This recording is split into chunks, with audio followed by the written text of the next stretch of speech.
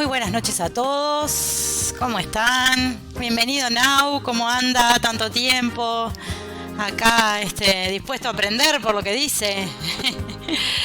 Hoy vamos a hacer una cosa diferente. Vamos a empezar con algo que nos vienen pidiendo hace rato, que es empezar a hablar de cosas más técnicas, de bases de datos, que es lo que yo hago profesionalmente. Nuevo año, nuevo tema, es cierto. Y bueno, la idea es cambiar de día, cambiar ¿cómo es? Cambiar un poco los aires y agregar un día más por semana. Así que bueno, acá estamos, esperando que se sume gente para hablar del tema, tanto que nos han pedido. Así que bueno,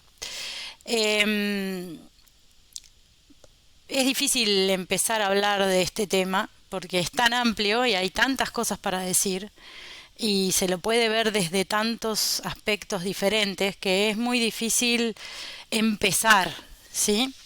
Sobre todo porque hay gente más técnica, más de la profesión, se puede sumar gente con diferentes conocimientos, entonces siempre estamos los mejores, dice. Bueno, entonces vamos a empezar a conversar sobre el tema. Y bueno, a ver, ¿por dónde empezamos? Lo primero que voy a empezar a decir es una cosa muy importante, que es la información, ¿sí? La información. ¿Qué es la información? Eso es una pregunta interesantísima, ¿no? Dice ahí que uno de los activos más valiosos con que cuenta cualquier organización es la información. La información se refiere a cualquier cosa que sea que nos aporte algún dato, algún conocimiento. Ahora vamos a definir muy bien, diferenciar lo que es dato, lo que es información, lo que es conocimiento. Pero bueno, desde hace mucho tiempo ya, y este último tiempo más que nada, se ha ido potenciando la idea de que la información es poder.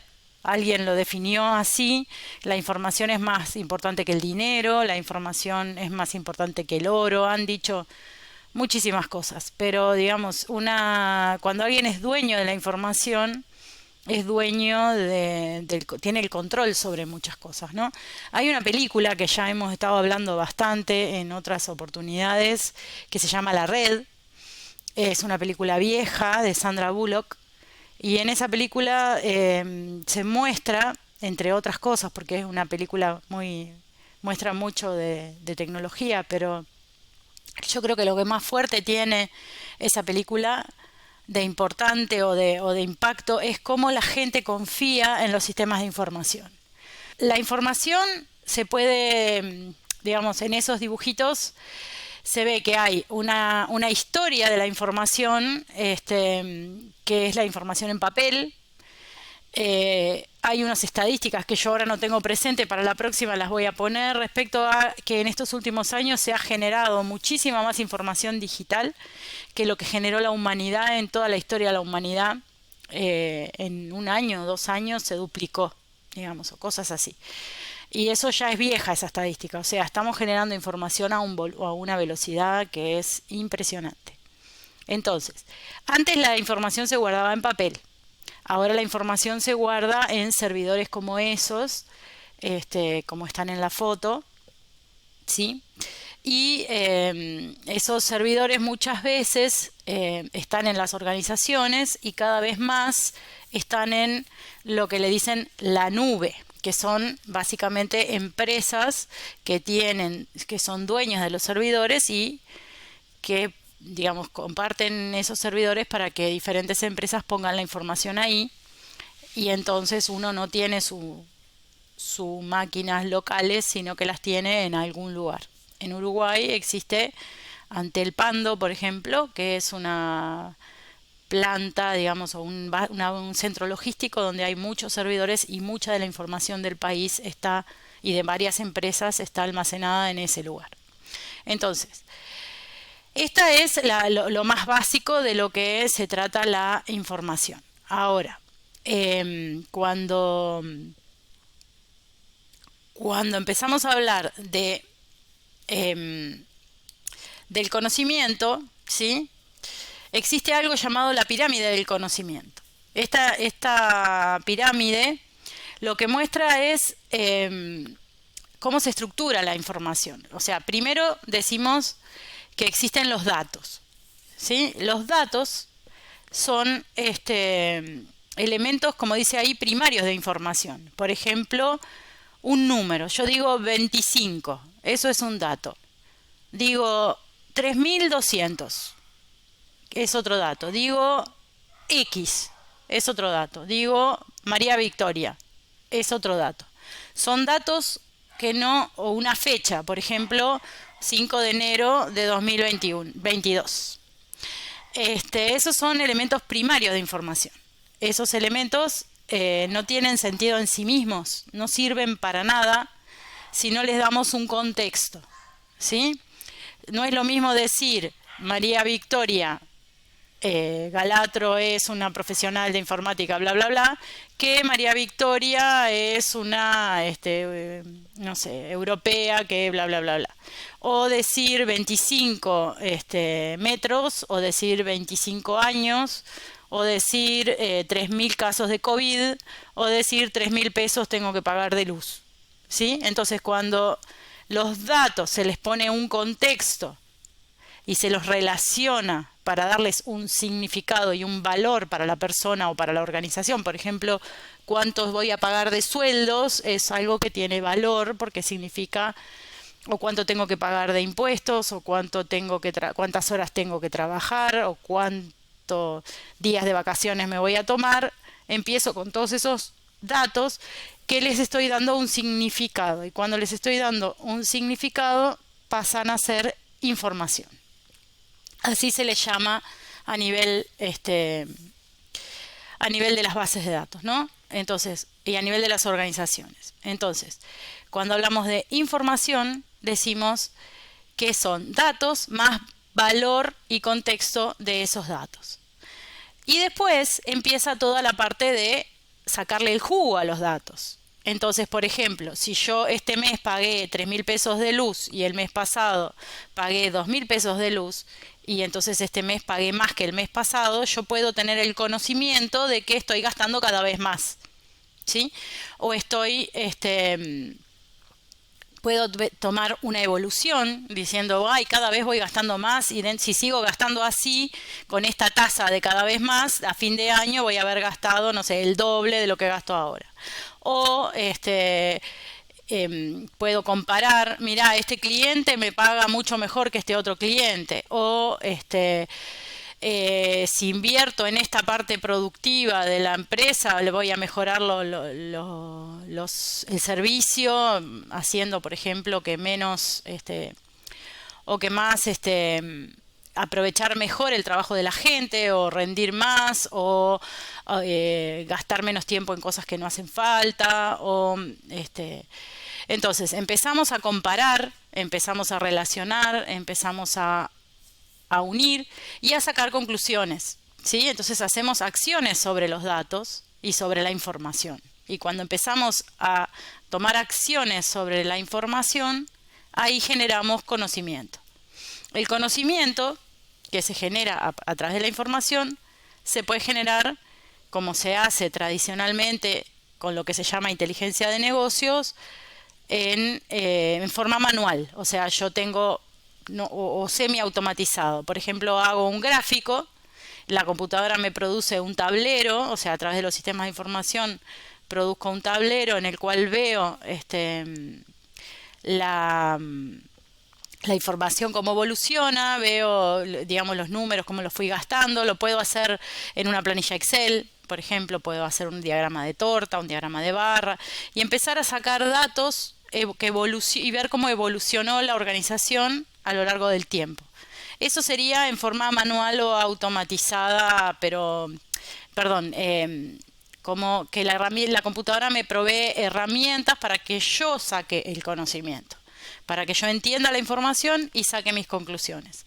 Pero de un tiempo a esta parte se ha puesto cada vez más en auge lo que es la analítica de negocios o la minería de datos o lo que es el aprendizaje de máquina, que es cuando la propia computadora a través de la información y los relacionamientos que va haciendo, va aprendiendo sobre los datos y va generando conocimiento propio. Por ejemplo, yo puedo decir si determinada persona tiene posibilidad de hacer un fraude y por lo tanto no le voy a prestar dinero, ¿sí?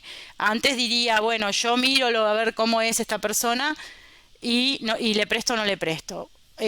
Ahora, digamos, las propias computadoras usando algoritmos de aprendizaje de máquina pueden ir conociendo los diferentes clientes y decir, predigo que este cliente no te va a pagar, entonces no le prestes plata a este cliente. O predigo que determinada persona va a votar determinado partido político. O predigo que...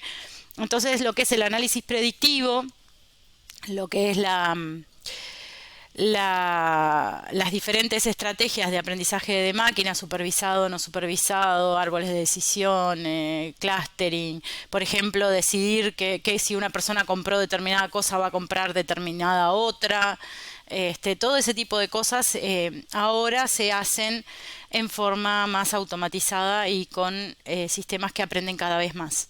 Hace un tiempo tuvimos a Fidel que decía que las computadoras no tienen inteligencia artificial, sino que lo que tienen son una cantidad impresionante de datos y una población que somos los seres humanos muy predecible, ¿sí? Pero básicamente, si no estuvieran los datos, si no tuviéramos la información, hay un montón de cosas que no podríamos hacer. Entonces, estos vivos van a empezar por lo de abajo, van a empezar por los datos, ¿sí? Después veremos si podemos hablar de la información, del conocimiento, de la analítica de negocios, del data warehouse, del data lake, de todas esas cosas. Lo que sí, como último concepto de este tema general, es el concepto de un insight, ¿sí? Un insight se le llama a cuando alguien se da cuenta de algo que antes no sabía. Por ejemplo, mira, estoy gastando de luz muchísimo, o por ejemplo, si pensamos en una casa, podría decir, me doy cuenta de que es por culpa de la heladera que está consumiendo más que antes. ¿Por qué? Porque la heladera tiene un sensor, me muestra, voy viendo las diferentes mediciones de consumo de la heladera, por ejemplo, veo todos los electrodomésticos y tengo un algoritmo que me va sacando las cuentas de cómo gasta cada una de las partes de la casa y me lo va mostrando en un gráfico.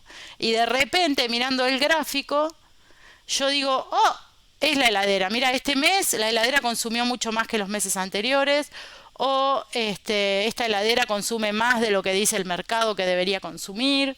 O tiene una falla y entonces me doy cuenta que si me doy cuenta yo es una cosa, se puede dar cuenta la propia infraestructura de aprendizaje y decirme, me parece que tenés que cambiar la heladera, me diría la inteligencia artificial. Y si estuviera en una casa con domótica donde tengo un robot o una robota con voz que me dice, soy, no sé, puede ser Alexa, puede ser Google, puede ser... ¿cómo se llama? Siri o alguno de esos, me puede llegar a decir, che, me parece que tenés que cambiar la heladera porque detecto que hay un consumo mayor que lo que estaba previsto. ¿Está? Entonces, en la medida que vamos generando más volúmenes de información, más relacionamiento entre la información y más algoritmos de aprendizaje, cada vez más la humanidad, digamos, le va a sacar valor a la información. A veces un valor positivo, a veces un valor negativo, digamos. Depende de para qué lo usemos la información. En el tema del COVID, por ejemplo, el contar con tantos datos y contar con algoritmos donde se procesa la información del COVID de forma tan rápida y tan automatizada, incluso están usando muchos algoritmos de inteligencia artificial para hacer correlaciones y cosas de ese estilo, es por eso que también se puede evolucionar tan rápido la solución al tema, ¿no? no solamente por la parte de investigación médica, sino también por el acceso a la información. Entonces, bueno, esto es la introducción general. Ahora, aparte de esta información general, necesitamos empezar a hablar de los datos. Y bueno, los datos, ¿sí? ¿Qué son los datos? Dijimos, son piezas elementales de información a las cuales nosotros después les damos un significado para darles valor, ¿sí? Entonces, ¿cómo se generan los datos? Entonces ahí empezamos a ver que los datos se generan en lo que se llaman sistemas operacionales, ¿sí? O es una de las formas de generar datos, pero básicamente se refiere a generar montones de transacciones de un montón de formas diferentes, cada vez mayores respecto a, al origen de los datos. Por ejemplo, tenemos ahí alguien que está comprando algo. Alguien que está comprando algo, genera una compra. En esa compra, ¿qué se guarda? Se guarda el día que la compró, qué compró, quién es la persona, cuánto gastó, la empresa tiene guardado cuál es el producto, cuánto costó en el origen, quién es el vendedor, qué comisión le va a dar al vendedor. Montones de datos se generan simplemente por una transacción de comprar algo, ¿sí? Otro que tenemos ahí, por ejemplo, es mandar algo por correo, ¿sí? Entonces ahí tenemos mandar algo por correo, genera no solamente cuánto me cobraron, la fecha, sino a quién se lo mandé, el tiempo que va a tardar en llegar, por qué medio lo voy a mandar, qué empresa lo va a llevar, si lo voy a llevar por mar, por tierra, por aire, si quién va a manejar el medio con el cual voy a llevar el paquete, quién me atendió, cuánto demoró la atención, la cantidad de datos que se generan por un envío de un paquete, por ejemplo, es impresionante. Ahora, en esos dos que están ahí son sistemas operacionales donde yo interactúo con una persona del otro lado, ¿sí? Por ejemplo, alguien me atiende y me vende algo, alguien me atiende y me recibe el paquete. Y así tenemos, me anoto en una escuela, me voy a un sanatorio para que me atiendan, voy a la farmacia a comprar algo, o sea, la cantidad de interacciones que hacemos con gente que usa sistemas y genera información es impresionante. Otras formas, o sea, en este caso la persona que usa la computadora es quien me atiende a mí, ¿sí? Hay otros casos, como por ejemplo, cuando yo trabajo, cuando uso un celular o uso una página, o uso un cajero automático, como tenemos ahí otro ejemplo, donde yo estoy poniendo yo mismo la información. ¿Sí? Por ejemplo, lleno un formulario para cuando yo me fui a Argentina, hice la declaración jurada, yo misma generé un montón de información. Cuando saco plata del cajero, genero un montón de información. Cuando uso el celular para alguna cosa, no sé, pongo un me gusta en Facebook, genero información. Cuando me conecto a alguna aplicación, genero información, me conecté a tal hora, soy Victoria, estoy en este celular, estuve tanto tiempo, tengo tantos permisos, voy a hacer un movimiento bancario, por ejemplo. ¿Sí? Así que ahí todo eso son sistemas que generan información o generan datos. ¿Qué otros sistemas puse por ahí como ejemplos? Los semáforos. Por ejemplo, los sensores de los semáforos. El semáforo se puso en verde, se puso en rojo.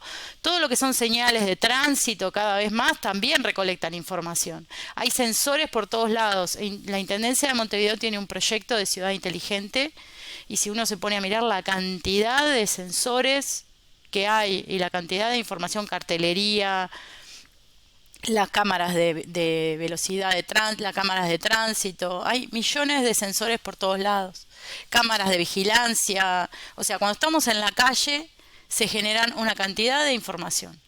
Y después tenemos los autos inteligentes, cada vez más, el auto tiene GPS, el auto tiene una computadora, el auto genera consumo, se conecta a puede conectarse, los relojes también de watch, digamos, los de smartwatch, también generan información. Tenemos, por ejemplo, ahí las fábricas, todo lo que es la producción, también genera información. Y por supuesto, el campo, ¿sí? Desde la vaca, que tiene una orejita con una caravana, y en la caravana tiene un chip, y la vaca sabemos cuándo se despertó, cuándo se durmió, cuándo nació, cuánto comió, a cuánto caminó, todo respecto a la vaca, cuándo la vacunaron, cuándo se enfermó, cuándo se curó, qué remedios tomó, todo sabemos de la vaca. Hay un sistema de trazabilidad en Uruguay que es muy bueno, con el Ministerio de Ganadería, que es lo que hace que las vacas a nivel, que la carne de uruguaya a nivel de exportación sea tan valorada, y mucho tiene que ver con el sistema de trazabilidad. Y por otro lado tenemos los sensores del campo, que si el pasto creció, que si llovió, que si el camión, que cuánta, digamos que el tractor recorrió, cada uno de los vehículos tiene GPS, cada uno de los predios tiene sensores, están las estaciones meteorológicas. O sea, si nos podremos a pensar la cantidad de información que se genera, la cantidad de datos que se generan a nivel mundial es impresionante. ¿Sí? Estos son algunos ejemplos muy pequeñitos de lo que se puede generar. Entonces, esta información que se genera tiene que guardarse en algún lado, ¿verdad? En algún lugar. Y también, si empezamos a mirar qué información es, tiene una cierta estructura. Hay cosas que son números, hay cosas que son fechas, hay cosas que son letras, hay imágenes, hay sonidos, hay videos, hay cosas hexadecimales, hay montones de formatos, pero los formatos principalmente son algunos bastante básicos, ¿sí? Entonces, esa información tiene que ser estructurada y comprendida de determinadas maneras.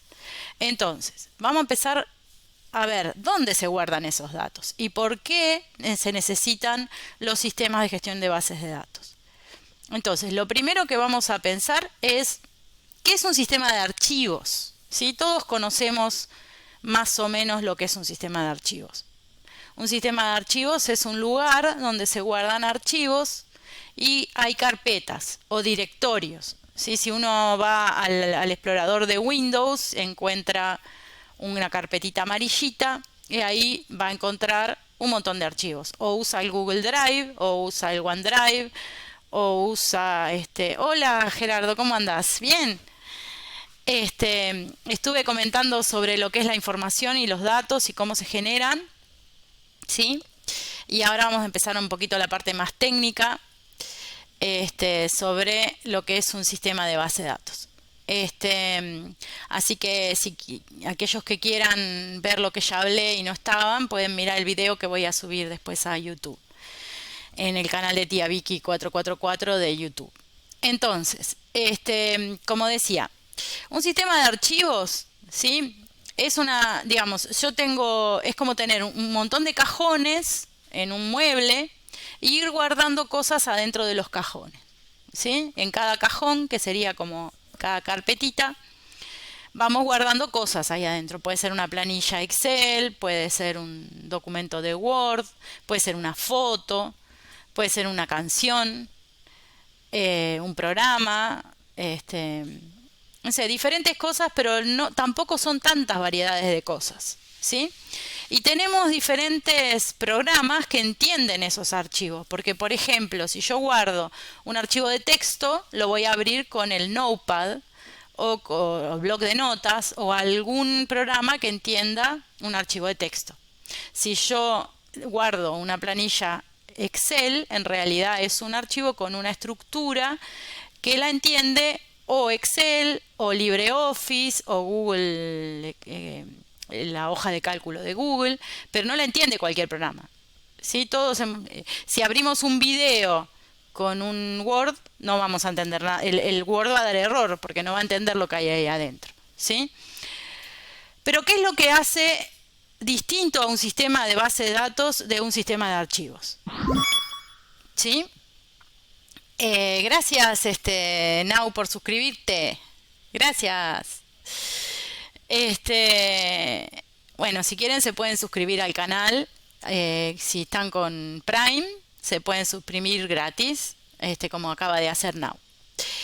Entonces, como estaba diciendo, este, los sistemas de bases de datos tienen diferencias respecto a los sistemas de archivos. ¿Por qué? Porque el sistema de archivos es bobo. O sea, yo no, digamos, hay un software que es el sistema operativo, por ejemplo, el propio Windows, que maneja el sistema de archivos. Y sí me puede decir que si alguien está usando el archivo, yo no lo puedo usar, ¿sí? Cuando otra persona lo está usando. O, por ejemplo, Google Drive, yo puedo abrir una planilla y compartir con otra persona y los dos estamos escribiendo al mismo tiempo en el sistema de archivos, ¿sí? En la planilla. Pero ¿qué pasa? Si yo agarro la planilla y escribo un campo y otro pasa por arriba del campo y estamos trabajando los dos al mismo tiempo, nos podemos pisar, podemos romper cada uno lo que está haciendo el otro, o digamos, es muy, muy inseguro trabajar juntos en una planilla. ¿Tá? Lo mismo tiene, ¿cómo se llama? SharePoint de Microsoft, también permite, Teams, permite, o OneDrive, permiten trabajar.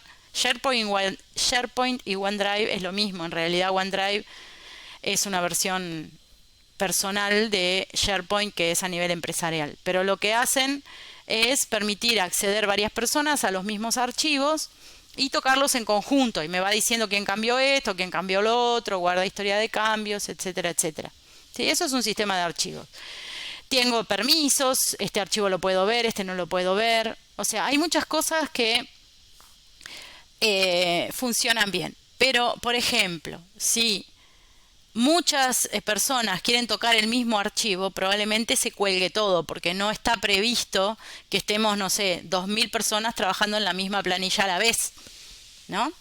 O que estemos entrando desde muchos lugares a la vez al mismo lugar. Entonces, un sistema de archivos es una estructura más estática que un sistema de gestión de base de datos. ¿Tá? Entonces yo ahora lo que voy a hacer es definir qué es una base de datos, qué es un sistema de gestión de base de datos y qué es lo que hace un administrador de base de datos, como soy yo. ¿Tá? Entonces,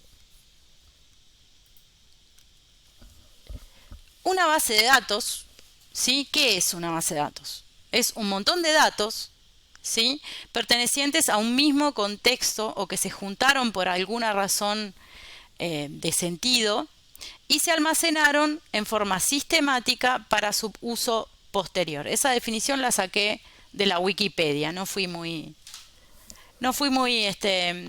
creativa con el origen. Pero bueno, esa base de datos, entonces yo agarro un montón de datos y los junto en un lugar, ¿sí? ¿Qué diferencia hay entre un mueble, por ejemplo, ¿sí? Como dijimos, un coso con cajones, que sería un sistema de archivos, donde cada cajón tiene unos archivos, como una carpeta, etcétera, sino que es como agarrar a ver cómo podría ser, una bolsa gigante y meter todo adentro, todos los datos juntos. Entonces, yo voy a estar guardando un montón de información o un montón de datos, pero no los voy a poner en cajones, sino que se los voy a dar a alguien que me está escuchando del otro lado y le voy a decir, mira, guárdame este dato, guárdame este otro dato, guárdame, y el que está del otro lado, que es el gestor de base de datos, los va a poder entender con determinada estructura y me va a engañar a mí, ¿sí? Me va a hacer creer que los datos son de determinada manera y los va a guardar de otra manera. Tampoco dije nada distinto que un sistema de archivos, ¿no? Pero vamos a ir viendo que el sistema de gestión de base de datos es mucho más activo y toma muchas más responsabilidades y cuida mucho más cosas que un sistema de archivos. O sea, OneDrive me va a dar ciertas garantías.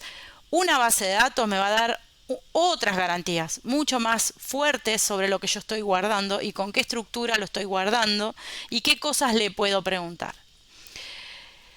Hay muchos paralelismos entre Excel, ¿sí? Y una base de datos.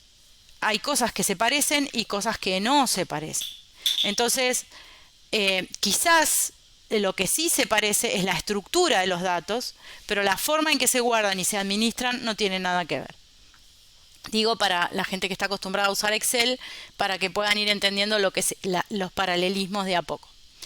El sistema de gestión de base de datos es un conjunto de programas que permiten el almacenamiento, modificación y extracción de la información de una base de datos. ¿Sí? Con la ventaja de que yo le voy a poder hablar a un sistema de gestión de base de datos como si fuera una persona, como si fuera un bibliotecario. Yo me imagino al sistema de gestión de base de datos, voy a usar a lo largo de todos los vivos, voy a usar dos metáforas. Una es un bibliotecario o una bibliotecaria y otra es un mozo de un restaurante. ¿Sí? Nosotros con mi socio siempre cuando damos cursos de base de datos hablamos del mozo o del restaurante para la base de datos. Ahora también puede ser una biblioteca. ¿Sí? Entonces, cuando yo voy a buscar un libro, ¿qué es lo que hago? Voy y le digo al bibliotecario, quiero este libro. ¿Qué hace el bibliotecario? Se fija qué libro es, lo tiene que encontrar adentro de la biblioteca, por eso lo tiene estructurado y codificado de alguna manera, con un código, con una ubicación, estante, ¿cómo se dice? Pasillo, etcétera, etcétera. Y además tiene que fijarse que nadie lo haya reservado. Hola Andrés, ¿cómo estás? ¿Bien? Bienvenido. Estamos contando qué es lo que hace un sistema de gestión de base de datos. Mira, yo empecé hoy porque tenía que empezar de alguna manera. Por eso quizás avisé demasiado pronto, pero bueno, el video va a estar subido y se va a poder ver. Mi idea es hacer 2 veces por semana. Calculo que va a ser miércoles y jueves, puede ser. Creo que voy a hacer miércoles y jueves por ahora. O martes y jueves, capaz que martes y jueves. Todavía no lo tengo del todo claro, por eso no lo promocioné. Pero bueno, va a ser a las 8 porque me parece que es un horario razonable y va a durar 1 hora, capaz que un poco más. Por hoy estamos hablando en cosas teóricas, ¿sí? Las primeras clases son un poco más bien teóricas. Después vamos a empezar a abrir motores de base de datos y vamos a empezar a hacer ejercicios y pruebas, ¿tá? Vamos a abrir software y vamos a empezar a hacer cosas. Por ahora lo que estoy haciendo es contar lo que es una base de datos, cómo se genera la información, lo que es, dato, información, conocimiento. Estuvimos hablando un poquito de eso. Y bueno, ahora estaba contando que para mí el sistema de gestión de base de datos es como un restaurante o una biblioteca. ¿Sí? Entonces estaba diciendo que cuando uno va a una biblioteca y pide un libro, el bibliotecario primero tiene que encargarse de encontrar el libro, después tiene que encargarse de ver si está prestado a otra persona, o sea, si hay ese libro, después tiene que encargarse de marcar que lo estoy usando yo, por lo tanto no se lo puedo prestar a nadie más, y después tiene que encargarse de marcar cuando lo devolví. ¿Sí? Un sistema de base de datos hace más o menos lo mismo. Si yo estoy reservando un pasaje de avión en un sistema, no puedo venderle el mismo pasaje de avión a 2 personas distintas. Entonces el sistema de gestión de base de datos se tiene que encargar, junto con la aplicación, de que yo no pueda decirle a 2 personas el mismo pasaje de avión, darle, ¿sí? O que si yo estoy cambiando un precio, yo mientras estoy cambiando el precio, los vendedores no usen el precio viejo, porque yo ya cambié el precio. Entonces, la base de datos tiene que mostrarle al vendedor el precio actualizado. Por otro lado, mientras yo estoy cambiando el precio y hasta que yo no me decida qué precio le voy a poner, tampoco le puedo mostrar ese precio a todo el mundo. Entonces, eso, que es uno de los temas más esenciales de las bases de datos, se llama acceso concurrente. ¿Sí? Y que todos los que están guardando datos, hablo de los DBMS, exacto. Yo acá le puse la sigla en español, Sistema de Gestión de Base de Datos, o Database Management System, o DBMS, exactamente. Ese es el nombre en inglés, Database Management System. ¿Sí? Entonces estoy diciendo que de qué se tiene que encargar un sistema de gestión de base de datos y por qué es diferente de un sistema de archivos. La mayoría de la gente con su celular o con OneDrive o con Google Drive o con el explorador de Windows está acostumbrada a usar archivos. Ya a esta altura es muy poca gente que no sabe usar un archivo, abrir un documento Word, guardarlo, ponerle un nombre, cambiarle el nombre. Pero el documento Word es mío y lo tengo en mi máquina. Y si lo tengo en Google Drive y lo puedo compartir, pero no van a haber 2000 personas tocando el mismo archivo que estoy tocando yo. En cambio, en una base de datos pasa totalmente que, por ejemplo, si yo estoy vendiendo, a ver, por ejemplo, estoy vendiendo guitarras y tengo 25 guitarras para vender, tiene que haber un momento en el cual yo me quedo sin guitarras y tengo que decir que no hay más guitarras. Entonces, y hay muchas sucursales y todos están vendiendo las mismas guitarras, por ejemplo. Entonces, bueno, todo ese problema que tiene que resolver los sistemas de bases de datos es un problema de concurrencia. Ahora vamos a ir hablando de diferentes cosas. Pero entonces, volviendo al principio, los sistemas de gestión de base de datos son software, son programas especiales que permiten cuidar la información que se deposita ahí como si fuera un tesoro. Entonces, se hacen cargo de guardarla, de consultarla, de hacer que no pueda entrar quien no debe entrar, de respaldarla, de un montón de cosas, ¿sí? Entonces, no es como un sistema con cajones, como sería un sistema de archivos, sino una gran bolsa de información que, dependiendo qué sistema de gestión de base de datos sea, se va a estructurar de diferentes maneras. ¿Está? Vamos a ir hablando de los diferentes modelos que se pueden usar. El modelo más básico que usa todo el mundo en los sistemas de gestión tradicionales se llama modelo relacional y es muy parecido a lo que maneja Excel: filas, columnas, renglones, celdas de datos, ¿sí? Después tenemos lo que hace el administrador de base de datos, ¿sí? El administrador de base de datos es un profesional que es responsable de gestionar todas las actividades relacionadas con el mantenimiento de un entorno de base de datos exitoso.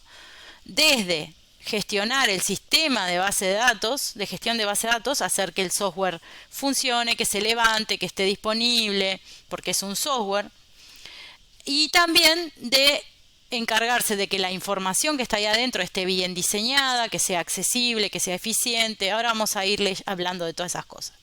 Hay todos unos versos de las diferentes marcas de base de gestión, de sistemas de gestión de base de datos, que dicen que las bases de datos son autónomas, autogestionadas, que no se necesita un administrador y bla, bla, bla, bla. Hasta el día de hoy eso es casi imposible. Algunos sistemas están en la nube y ahí entonces uno deja que gestione la base de datos, la nube, pero muchas de las funciones que requiere una gestión de base de datos no las pueden hacer todavía sistemas automatizados, sino que se requiere todavía se sigue requiriendo de personas, por suerte para mí, que trabajo de eso, ¿sí? Entonces, la información, digamos, todo lo que tiene que ver con los sistemas de información está desde asegurarse de que funcionen, explotarlos, diseñarlos, administrarlos, respaldarlos, etcétera. Vamos si alguien tiene preguntas me las van haciendo, yo no me interrumpen, porque esto es un vivo, no es una. Hay trabajo en DBA para rato, sí. Aparte, ¿sabés qué pasa, Andrés? Es un trabajo de tanta responsabilidad que muy poca gente lo quiere agarrar. Y es un trabajo muy bien pago. Si trabajás bien, nadie se da cuenta que estás. Y si trabajás mal, enseguida se da cuenta todo el mundo. ¿Está? Digamos, un error de un administrador de base de datos se paga muy caro. Entonces, se requieren profesionales muy, muy sólidos y además se requieren profesionales que puedan trabajar con mucho estrés, bajo mucho estrés.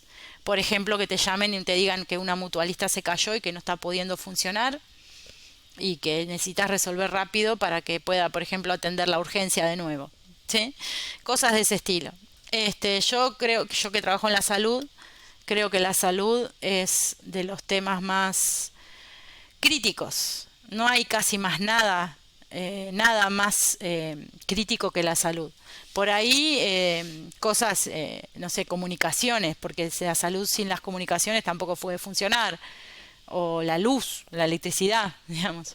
Son cosas que, sobre las cuales se basan las otras cosas, ¿no? Pero dentro de los sistemas de información, para mí el tema de la salud es de los más críticos. Bueno, entonces esto es lo más básico de definiciones. Después vamos a hablar de lo que es un sistema de gestión de base de datos un poco más en detalle. Entonces decimos que un sistema de gestión de base de datos tiene que proveer, primero, manejo eficiente. ¿Cuántos van a hacer un trámite y el sistema está lento? ¿Sí? La base de datos se cayó. Te llamás a sacar un turno y te dicen, espera que el sistema no me contesta todavía. O entras a una página web y demora. Eso es, digamos, eficiencia.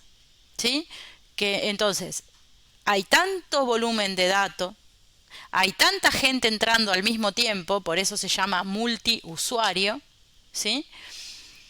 Y se requiere que los pedidos se resuelvan de manera que sea eficiente. O sea que para el ideal de un sistema de gestión de base de datos es engañar a cada persona de que es única en el mundo. O sea que yo entré y estoy yo sola trabajando. Y voy a ver lo que puedo ver yo y nadie más. Y si hay otros datos en la base de datos que yo no puedo ver, no los voy a ver y no me voy a enterar que existen. Y además me voy a creer que el sistema me está atendiendo solamente a mí en cuanto a la eficiencia. ¿Sí? Es como que yo fuera a un restaurante y el mozo está todo el tiempo para mí y yo pido algo y el mozo aparece y pido la comida y viene enseguida y no tengo que esperar. Eso sería el proveer un manejo eficiente de grandes cantidades de datos. Y además, que esos usuarios que están todos trabajando a la vez puedan acceder a la vez, o sea, en forma concurrente, sin romperse nada los unos a los otros y en forma segura. O sea, que yo no pueda ver información que no puedo ver y que pueda ver lo que tengo permisos de ver. O sea que una de las responsabilidades que va a tener el sistema de gestión de base de datos es darme es que yo pueda tener permisos de acceder a cierta información y permisos y cosas que no pueda acceder. Por ejemplo, incluso entrar a la base de datos. Después, ¿qué es lo que forma un sistema de gestión de base de datos? Primero hay un conjunto de programas que se llaman el núcleo o los procesos background o la instancia de base de datos que manejan los archivos o el espacio de almacenamiento de la base de datos y la memoria de la máquina donde esté instalado el sistema de gestión de base de datos que se va a asignar para ese software. Y después hay un depósito de metadatos. Porque yo voy a tener que decir que voy a manejar clientes, que voy a manejar pedidos, que voy a manejar facturas. Entonces, toda esa información que yo voy a ir diciendo que mi aplicación va a manejar, se guarda en una estructura de metadatos o un diccionario de datos. Entonces, cuando yo le diga a la base de datos, quiero los datos del cliente Victoria, primero va a tener que entender que es un cliente, que tiene un nombre y que ese nombre es Victoria. ¿Sí? Para poder saber que yo me llamo Victoria, primero tiene que saber que los clientes tienen nombres. ¿Sí? Y esos son mi diccionario de datos. Entonces, parte de la responsabilidad de un sistema de gestión de base de datos es inventar un lenguaje común para hablar conmigo. O que yo pueda hablar en un lenguaje con esa gestión de base de datos. El lenguaje más habitual en los sistemas de modelo relacional se llama SQL. Entonces, todas las personas, todas las aplicaciones del mundo que se comunican con sistemas de base de datos relacionales hablan en SQL, que significa lenguaje de consulta estructurado, Structured Query Language, ¿sí? Eso ha ido cambiando porque ahora hay modelos mucho más avanzados que no manejan estructura relacional y hablan en otros lenguajes. Pero esos otros lenguajes son derivados del SQL. En general, este es el lenguaje más utilizado en el mundo, yo creo, el lenguaje SQL. Entonces, el lenguaje de consulta, que es el que usan las aplicaciones para poder acceder a los datos. O sea, mi programa, por ejemplo, que factura, no habla con los datos directamente. Mi programa que factura habla en SQL con otro programa que es el sistema de gestión de base de datos al cual le pide las cosas. No, ninguna aplicación del mundo habla o toca los datos. Lo que hace es hablar. Bienvenido Morris 501. Bienvenido. Estamos hablando de lo que hace un sistema de gestión de base de datos. Y bueno, lo que estaba diciendo es que el sistema de gestión de base de datos es un software que esconde toda la información ahí adentro y con el cual las aplicaciones se tienen que comunicar para poder pedirle cosas. Las aplicaciones o nosotros mismos, porque hay aplicaciones de usuario final que se llaman, donde yo como usuario final me puedo conectar y hablar directamente con la base de datos y pedirle cosas, ¿sí? Y estábamos diciendo que el lenguaje universal para los sistemas de gestión de base de datos tradicionales por ahí es el lenguaje SQL. Entonces, sí, ¿a qué te referís con los lenguajes de programación mejor? Dice Andrés. Claro, por ejemplo, el Java o el Python o el C o Ruby o cualquiera, lo que tienen es una interfaz o una forma de escribir SQL metido adentro del lenguaje, o bien que el propio lenguaje traduzca lo que yo le estoy diciendo a SQL para decírselo a la base de datos. O sea, todas las bases de datos entienden SQL y todas las aplicaciones y lenguajes de programación saben traducir lo que estoy escribiendo en el lenguaje de programación a SQL para decírselo a la base de datos. ¿Sí? Guardame este dato, tráeme este otro dato, quiero los datos que cumplan tal cosa. Todo, ahí está, Java, Python y PHP le tienen que hacer la petición a la base de datos. O sea, no pueden acceder a los datos directamente. Y si la base de datos te dice no entras, no entras. Y si no tenés permiso, no tenés permiso, por más lenguaje de programación que estés usando. ¿Tá? Entonces es como un búnker donde están guardaditos los datos ahí adentro como que fueran lingotes de oro, y hay un guardia en la puerta que te dice, ¿quién sos? Entonces vos le decís, soy la aplicación Python que está usando Victoria sentada en su casa con una página web. Bárbaro. ¿Y Victoria quién es? Ah, Victoria entró a la aplicación Python y dijo que era Victoria y yo validé eso contra un archivo de contraseñas que tengo precisamente guardado en la base de datos y ya te pregunté y me dijiste que Victoria podía entrar. Bárbaro. Ahora, decime, no sé, por ejemplo, ¿qué libros hay para que Victoria compre?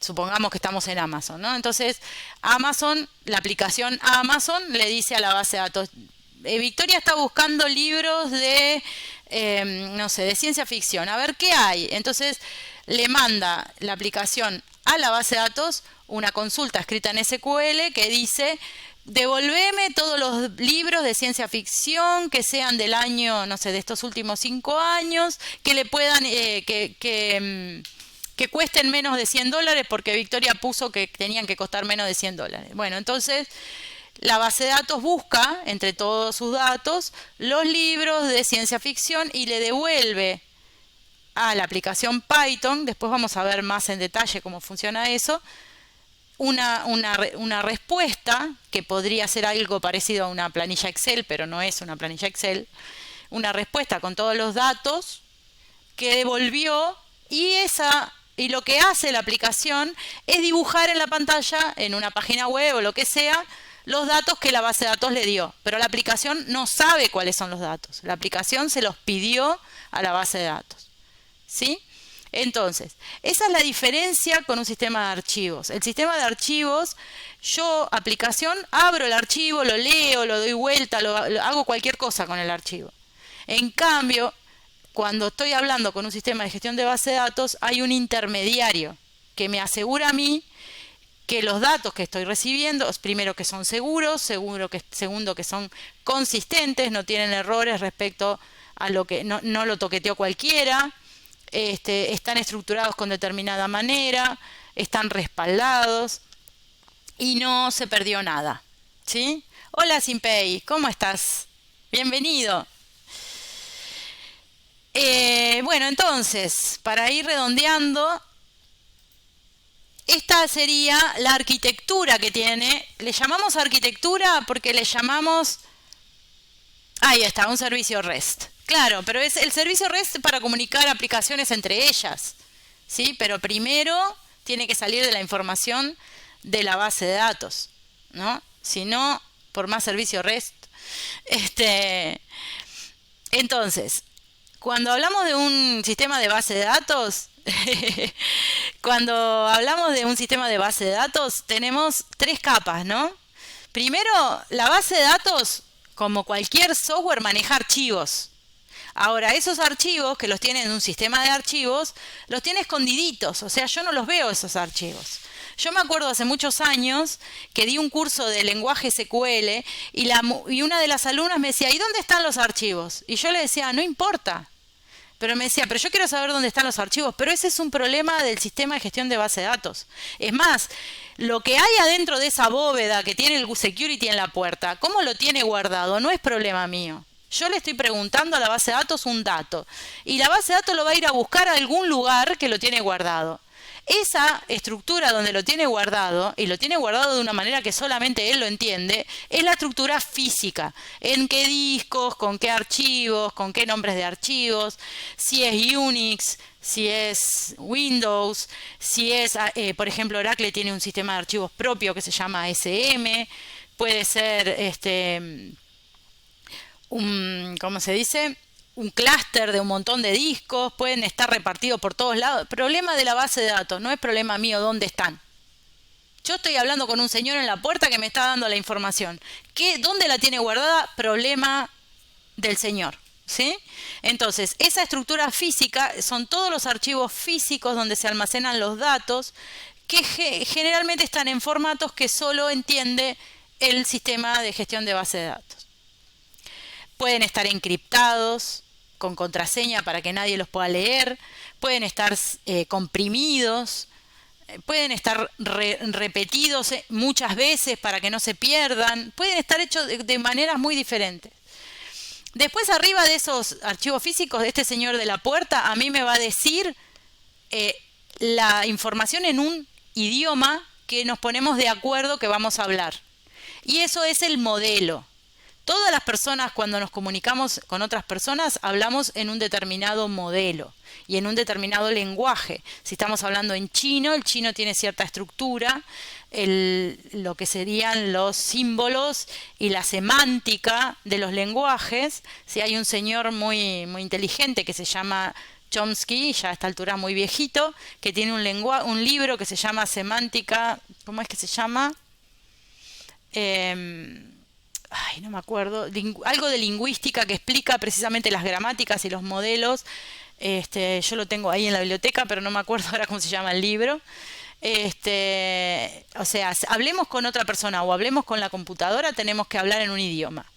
Ese idioma para la base de datos es la vista lógica, es lo que nos ponemos de acuerdo que vamos a intercambiar información y ella me va a mentir a mí, me va a decir, yo tengo los clientes. No, no tenés los clientes, tenés un archivo que adentro tiene un montón de cosas raras que si lo interpretás como yo necesito que lo interprete, se va a transformar en un cliente.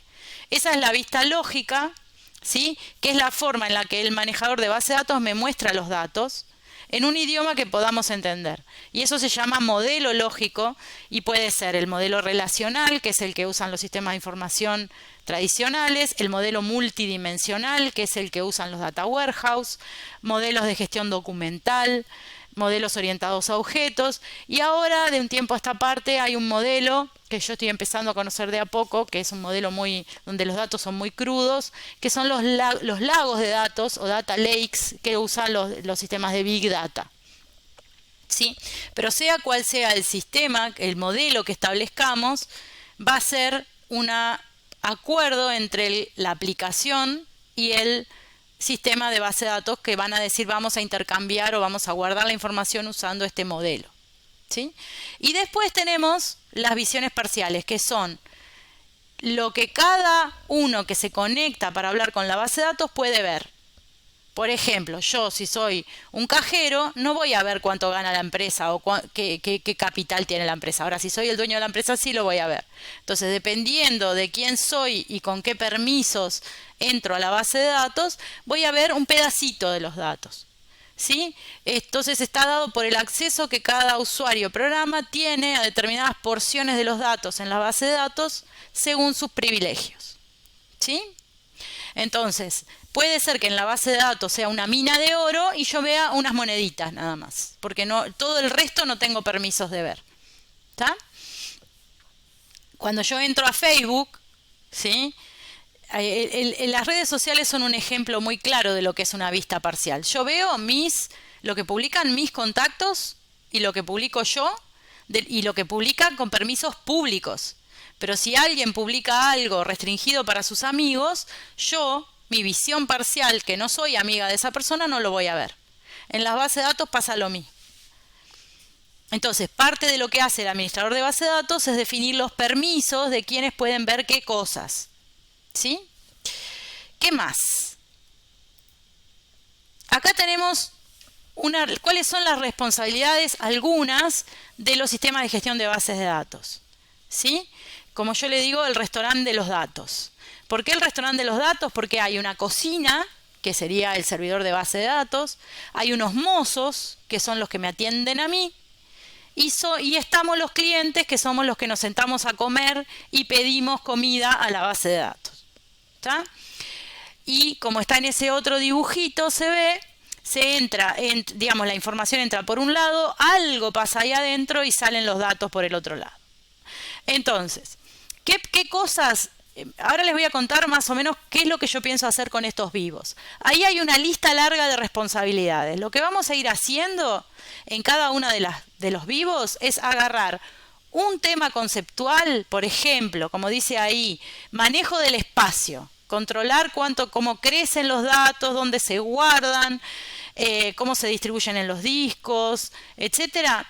Lo vamos a plantear desde el punto de vista conceptual y después vamos a decir cómo lo hace Oracle, cómo lo hace SQL Server, cómo lo hace Postgre, cómo lo hace MySQL, que son los 4 motores de base de datos, creo que los tenía en el dibujito anterior, ¿verdad?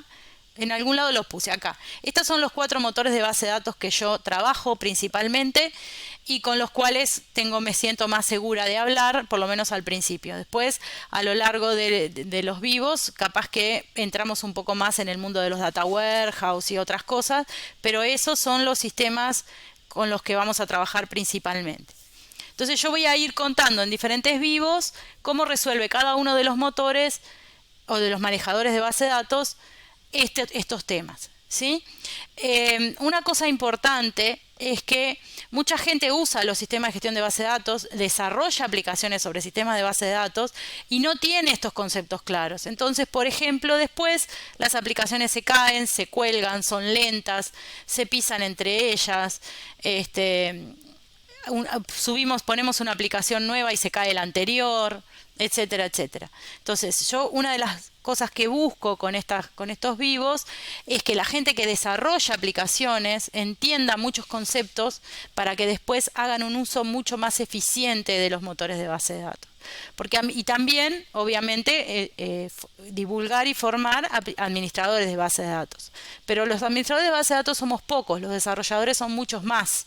Y los desarrolladores adolecen de algunas faltas de conceptos que hacen que las aplicaciones que desarrollan no tengan toda la calidad que tendrían que tener. Entonces vamos a hablar conceptual, ¿sí? Entonces, para ir haciendo una listita de las cosas. Primero, acceso cliente-servidor. ¿Qué significa? Que yo soy un cliente, me siento en la mesa a comer y tengo que tener un mozo, un servidor que me atienda a mí. Las bases de datos en general trabajan con protocolos conectados, o sea que yo tengo que establecer una conexión y sentarme en la mesa. Y mientras estoy en la mesa, estoy en el restaurante. No es que entro y salgo, no. Yo me siento a comer.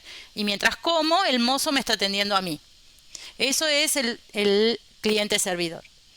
Después tenemos control sobre el espacio, o sea, yo tengo que ver cómo va a crecer la información. Yo hoy le decía a alguien que todos los días de mi vida se está llenando un disco en alguna parte.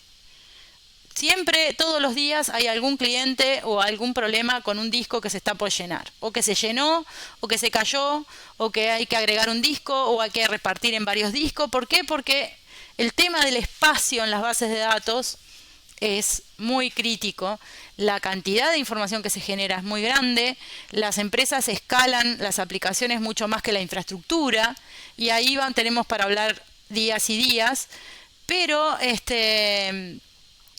básicamente, al decir de un colega mío muy simpático, es como diría en la propaganda aquella, creció la vecinita. O sea, las bases de datos crecen y crecen y crecen, y gran parte de los problemas tienen que ver con la previsión del crecimiento y con la depuración de los datos viejos, ¿sí? Después tenemos el tema de la concurrencia. Nosotros en la facultad tenemos una materia que se llama sistemas operativos, y ahí aprendemos lo que es un bloqueo, lo que es un productor consumidor, lo que es un semáforo, etcétera, etcétera, pero parece que salimos de la facultad y nos olvidamos, porque después la gente que programa cosas que de concurrencia funcionan muy mal. La base de datos tiene que resolver, por ejemplo, que si voy a pasar por una esquina, si va a pasar un auto no va a pasar el otro porque si no van a chocar. Y eso es un semáforo. Bueno, lo mismo pasa con los datos en la base de datos. Si uno está tocando un dato, otro no lo puede tocar. Y eso lo tienen que resolver. Entonces, después, ¿qué pasa? Pasa que viene un usuario a una caja y la caja, el software de la caja está mal programada, y mientras la persona está en la caja, el resto de los trámites no se pueden hacer porque esa caja tiene bloqueadas cosas que los demás necesitan, y entonces empieza a haber, claro, por eso hay que entender de transacciones. Yo voy a explicar acá lo que es una transacción y cuál es el concepto, porque ese tema es el tema más del día a día, digamos. Y hay que entender mucho el tema de las transacciones, de la consistencia, de los modelos de aislamiento, etcétera. Y vamos a ir hablando todo eso en otras sesiones, ¿sí? Cada uno de estos títulos da para hablar un mes. Performance es uno de los temas que a mí más me gusta. ¿Por qué? Porque yo digo, cuando un administrador de base de datos hace las cosas bien, no se nota, excepto cuando un administrador de base de datos optimiza. Porque a mí, digamos, lo que más me gusta es que cuando hago algo de optimización, después resulta que algo que andaba muy lento empieza a andar mucho más rápido. Me pasó, por ejemplo, de optimizar algo que demoraba 24 horas a que demore 5 minutos. Y me encontré con el jefe de esa organización y me dice, ¿vos sos la de los 5 minutos? Porque, claro, fue tan impactante el decir que un proceso que demoraba 24 horas pasó a demorar 5 minutos por un ajuste en la forma en que se resolvía, por hacer optimización para que el administrador, para que el software de base de datos lo optimizara mejor. Y bueno, parte trabajamos los que desarrollan aplicaciones, parte trabajamos los de DBA, pero hay mucha programación sofisticada adentro de los propios software de base de datos que optimizan para poder dar servicio a muchísima gente trabajando toda al mismo tiempo, ¿sí? Pero claro, uno cuando entra a una red social, al mail, a una aplicación y anda todo bárbaro, nadie se da cuenta. El día que se cuelga, el día que anda lento, ahí todo el mundo empieza a tuitear. Ay, porque hoy qué le pasa a este que anda lento y no sé cuánto. Bueno, eso es cuando está mal optimizado. Alta disponibilidad. ¿Qué significa alta disponibilidad? Alta disponibilidad significa que siempre esté disponible el sistema y siempre estén disponibles los datos. Y eso quiere decir que yo tengo que tener redundancias y estructuras contra catástrofes y cosas así, para asegurarme de que si se me rompe un disco donde está un dato, ese dato también esté en otro lugar, cosa de que yo lo pueda ir a buscar al otro lugar. Y de eso hay muchísimas soluciones y vamos a hablar mucho, ¿sí? Porque diferentes marcas proveen diferentes cosas muy interesantes para la alta disponibilidad y la redundancia. Después existe la disponibilidad selectiva. Eso no lo proveen todos los motores, eso lo provee Oracle en particular. La posibilidad de apagar partes de la base de datos. SQL Server también provee. O sea, la idea de, no, digamos, si bien es un gran almacén de datos, se puede prender y apagar por pedacitos y no que esté todo disponible, sino decir algunas partes sí y otras no. Sistema abierto quiere decir lo que decía Andrés, que yo le pueda hablar con Python, que le pueda hablar con Java, que le pueda hablar con diferentes lenguajes y que yo no tenga que hablar en un lenguaje que lo entienda solamente una aplicación y la base de datos, sino que sea un estándar en el mercado para que todos podamos comunicarnos con todos los niveles de seguridad, por supuesto, pero abierto, en tecnologías que se pueden comunicar entre sí, como REST, por ejemplo. REST no es para entrar a base de datos, pero también es un sistema abierto, digamos. Seguridad, todo lo que dijimos de que solo pueden entrar los que están autorizados, solo pueden entrar desde determinadas máquinas, en determinados horarios, a determinados datos sí, a determinados datos no. Integridad reforzada en la base de datos, o sea que más allá de que la aplicación controle, por ejemplo, que yo no puedo sacar plata si no tengo una cuenta bancaria o si no soy el titular de la cuenta, que la base de datos sola diga, pero vos no sos el titular de la cuenta, entonces no te dejo sacar plata. Por más que la aplicación me lo esté pidiendo, yo no te voy a dejar porque acá dice que para sacar plata tenés que ser el titular. Y eso es integridad, ¿sí? Hay muchísimas cosas. Portabilidad también quiere decir que mis datos puedan moverse, por ejemplo, de un sistema operativo a otro, de un sistema de discos a otro. Dice, imagínate que el motor de base de datos solo permitiera Python. Bueno, una cosa, Andrés, es que todos los motores de base de datos están permitiendo programar adentro de la base de datos en Python. De a poco se está haciendo como un lenguaje bastante estándar el Python a nivel de trigger de base de datos, por ejemplo, precisamente para programar esta integridad referencial o la integridad de la base de datos o programas adentro de la base de datos, porque una de las cosas que proveen las bases de datos es posibilidades de generar programas adentro de la base de datos y que extender el poder de la base de datos con programas, ¿sí? Que sería lo último que dice ahí lenguajes de programación. También tenemos la posibilidad de trabajar con sistemas distribuidos. Que quiere decir que un sistema de bases de datos puede hablar con otro sistema de base de datos para distribuir una transacción entre varias bases de datos. El extremo de eso, que yo no conozco demasiado la tecnología, es el blockchain, ¿sí? Que genera una transacción que se distribuye por todo el mundo y se replica por todos lados. Pero en una base de datos relacional y otra se pueden comunicar entre ellas y distribuir un proceso entre varias bases de datos. Replicación de datos, por ejemplo, que es hacer algo en una base de datos y que se haga también en otras. Recuperarse ante una falla, eso es fundamental, ¿sí? Yo creo que la mayoría de las empresas no tienen medido cuánto tiempo pueden funcionar o cuánto tiempo soporta la organización sin el sistema de base de datos. Si se cae, ¿cuánto tiempo soporta? Hay gente que soporta 2 horas, hay gente que soporta que el fin de semana, mientras esté apagado el fin de semana no pasa nada, pero cada vez más los sistemas son lo que se llama 7x24. Yo no puedo una emergencia médica que no funcione el sistema para saber dónde está la ambulancia, por ejemplo.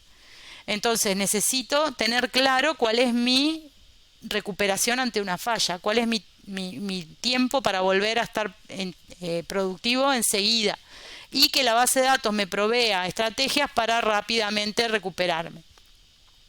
Servir un modelo de datos, como dijimos, y servir el lenguaje SQL y como están cada vez más los lenguajes no SQL, que no significa que no son SQL, sino significa not only SQL, o sea que no solamente SQL, es un SQL extendido, ¿sí? Y hay otros lenguajes como el lenguaje R y Mondrian y un montón de lenguajes más, ¿sí?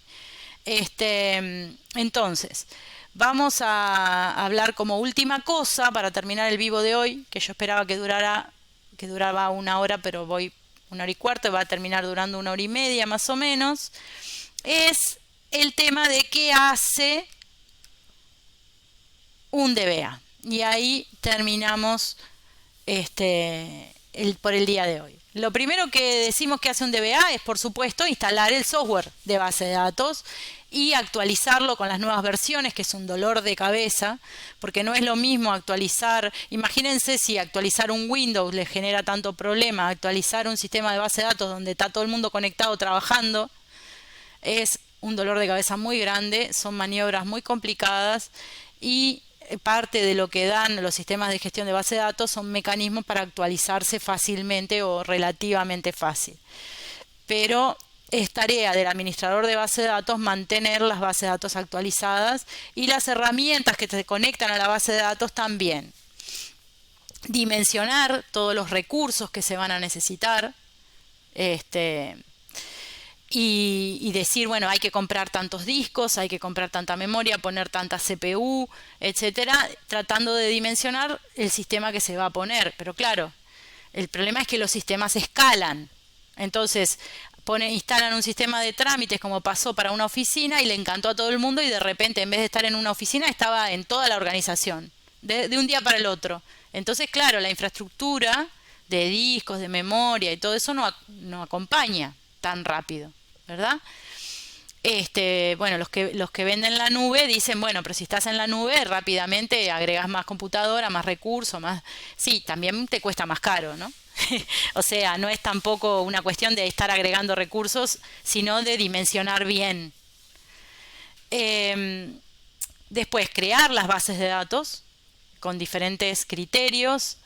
Después, levantar y bajar el software en determinados momentos para que funcione y deje de funcionar.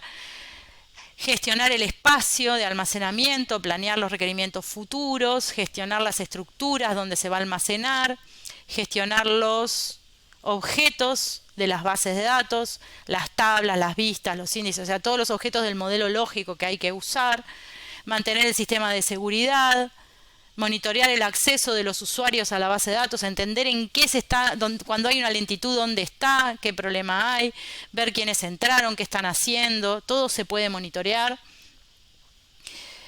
Planear el respaldo de las bases de datos y la recuperación ante una falla, ¿sí? Ayer me tocó recuperar, imagínense que tenía que recuperar una tabla de 26 renglones, y para recuperar esa tabla de 26 renglones tuve que levantar 75 GB de respaldo, porque ese motor de base de datos se respalda todo entero y no se puede respaldar por partes. Y bueno, no había un respaldo lógico, había un respaldo físico y hubo que levantar 75 GB para sacar de adentro 26 renglones.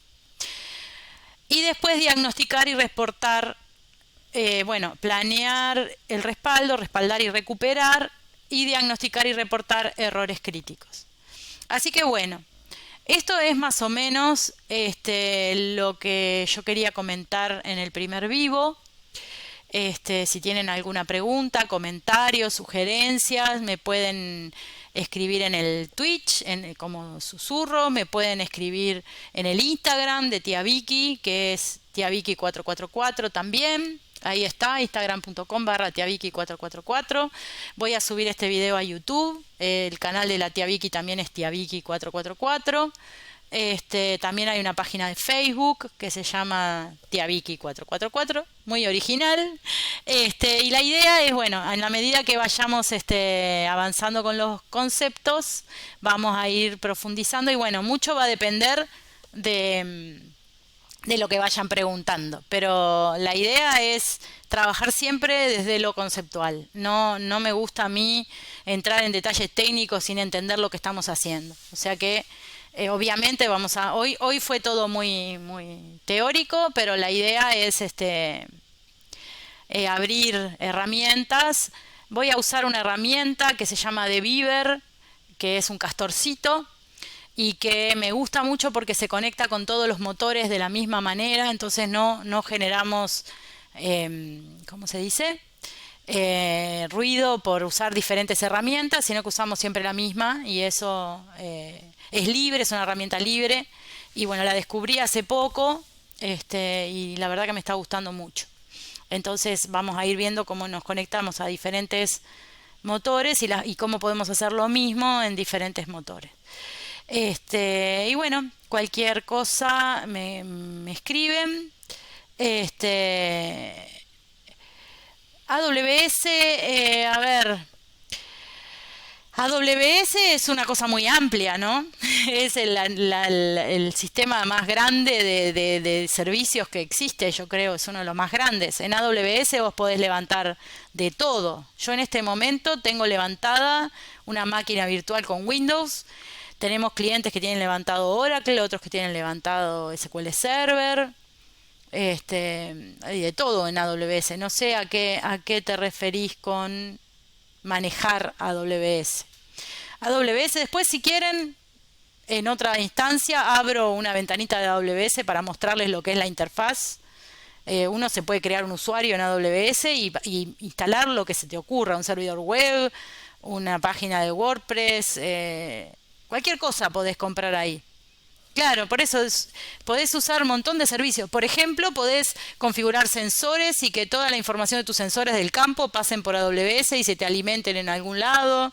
Podés poner un pentajo, podés poner lo que quieras. O sea, obviamente mucha gente está poniendo base de datos en AWS.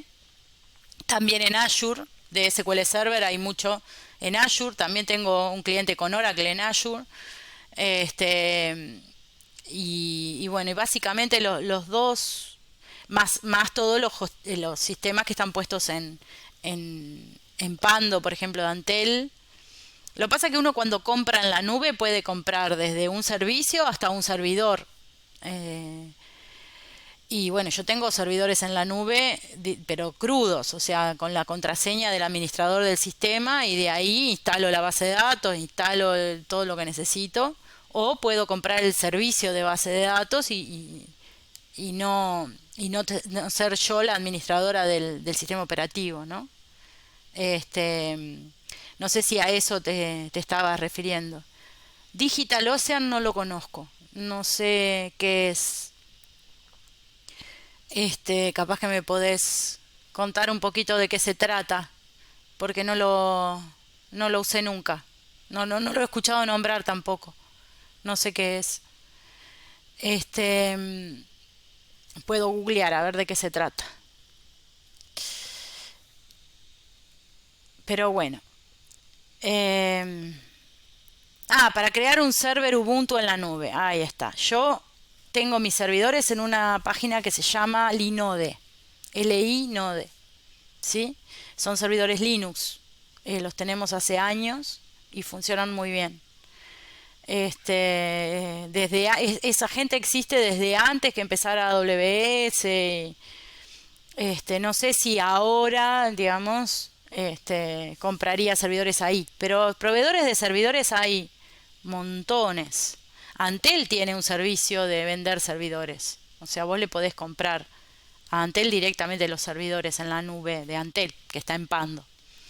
Pero em, el software de base de datos, digamos, la diferencia entre comprar un sistema operativo, un servidor y poner el software de base de datos es que te lo tenés que administrar vos. Y si vos le compras a algún proveedor el software, el servicio de base de datos, lo administran ellos.